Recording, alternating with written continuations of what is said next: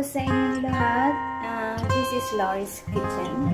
Tayo po ngayon ay magluluto ng sinabawang hipon. Ayan, hipon natin.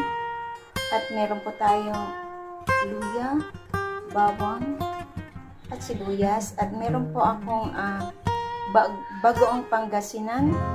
At meron po akong squash. Meron po akong orange na kamote. At okra, isa lang po yung okra ko kasi meron na po ako. So ang binili ko lang po dyan ay ang kalabasa at meron po akong ampalaya, papaya, at ang binili ko po ay yung hipon na pinamili natin sa pet market. So ito po ay kinuha ko po this morning. Ang dami kasing saluyot sa aking garden. So, masarap po yan at anti-cancer po. Mabilis kang malinis ang iyong bituka at madaming benefits po ang saluyot. So, samahan niyo po ako sa aking pagluluto. Thank you and big love shoutout sa ating lahat dyan. So, ayan po. Meron po tayong pinakulong tubig.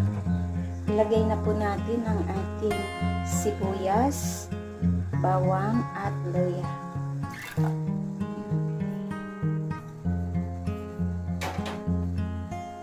At ilagay ko na rin po itong ating bagoong isda, Pangasinan.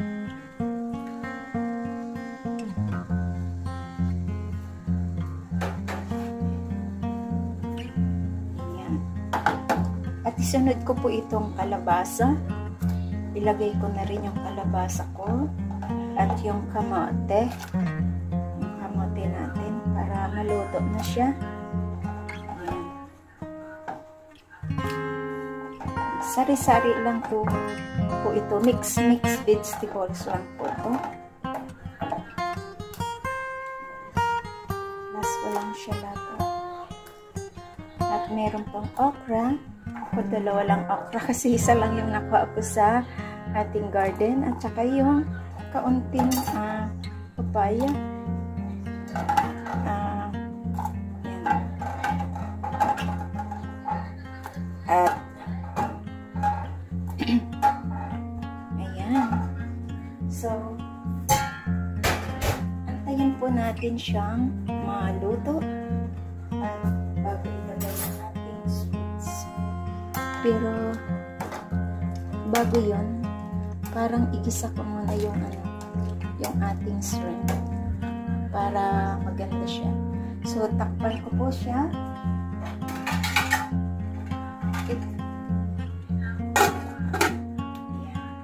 So ayan, dito po ay iluluto ko ang butter po yun. Iluluto ko dito ang ating pangsahog na hipon para masarap. So ayan, takpan ko lang po siya. Ayan, buksan po natin. Wow! Ayan ang ating sa ilagay natin dyan sa ating gulay. Ayan. Ating hipon. So, ikat natin. Ayan, luto na.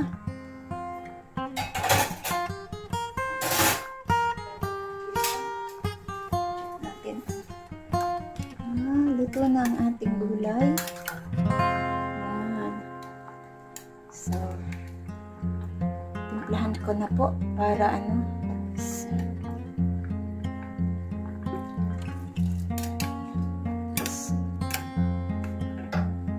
kasi wala pa siyang asin na timpla. At lagyan ko po siya ng black pepper. Lagyan ko siya ng kaunting magic sarap.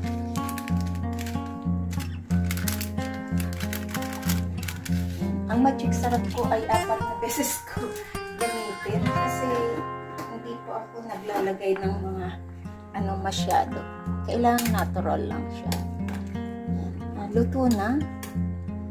Ilagay ko na po yung ating dahon na saluyot. ito po ay organic from my backyard.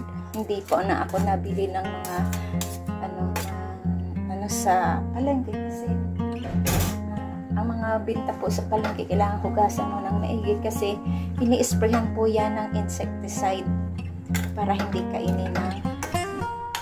Ito pong sa akin is safe po siya kasi organic po.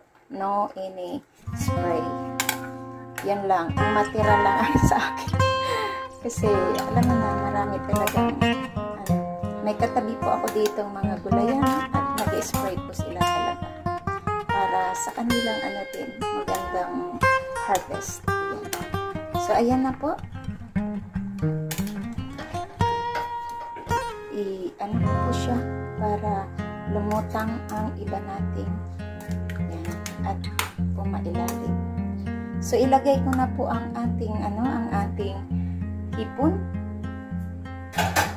Yan. Ang sarap nito.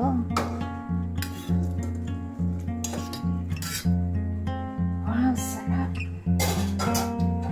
Niluto ko po yan sa butter.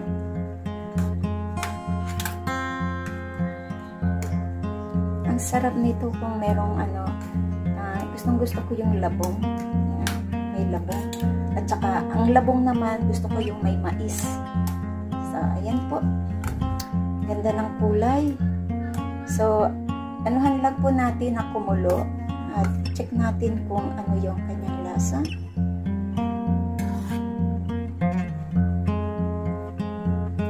Oh, grabe. Sobrang sarap. Sobrang sarap niya. Yan. Kasi ang ating hipon ay sobrang sarap po yan. O meron kayong mga alimasag. Ayan. So, yan. Antayin natin kumulo at nang maluto yung ating saluyot. Nasa ilalim po siya. Yan. Big love shoutout po sa lahat ng naandyan ngayon sa aking chat box, sa aking premiere for tonight at sa lahat po na nag-watch ng aking video dito sa kay Laura's Kitchen. Thank you so much at sa hindi pa po nakasubscribe ng aking channel, please do subscribe at i-bell all nyo po para lagi kayong updated sa aking mga lulutuin dito sa aking kusina. Mga simpleng luto sa bahay na matatagpuan dito. Ayan. Mga simpleng luto at affordable. Ayan. Pero masarap siya and very healthy. Ayan. Salamat sa inyo dyan. Sobrang sarap diba? May mix siya. Kalabasa, okra, at ano lang to, saluyot. May alugbating konti. May dahon ng kamote, kunti lang din. Pero ang pinakamarami dito ay saluyot. Yan, ang marami dyan, saluyot. At ang ating style, siya. What's this? Dinengding, style dinengding. Pero actually, hindi naman siya dinengding. Yan.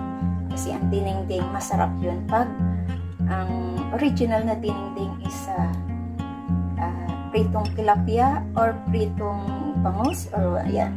Ito po ay mix lang siya na sinabawan with hipon. Ayan, mixed vegetables with hipon. Ayan. Thank you so much sa inyo dyan. At pwede na po natin ito. Lutuin lang natin itong Kailangan kasi itong ating saluyot ay maluto siya. Pero wag naman siyang overcook. Yan, hindi pa siya gaanong luto. So, takpan ko lang siya for a few minutes. And ipapakita ko natin ang ating luto. So, ayan, let me check. Ayan, pwede na natin hanguin at ilagay sa ating serving bowl. Wow. Isang tikim.